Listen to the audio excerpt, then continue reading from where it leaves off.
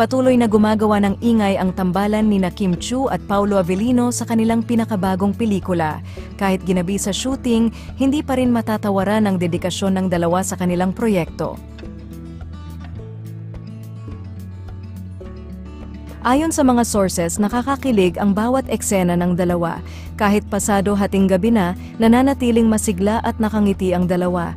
Nakakagaan ang trabaho kapag ganito ka-professional at masayahin ang mga artista, ani ng isang source.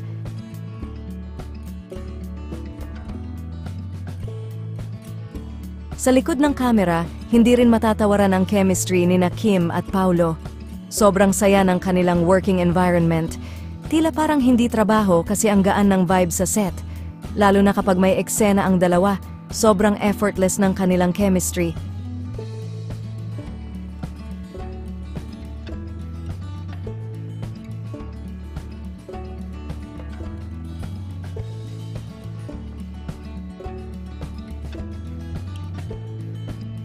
Ang tambalang Kim at Paolo ay kasalukuyang inaabangan ng kanilang fans, lalo na't ito ang unang beses nilang nagtambal sa isang romantic film.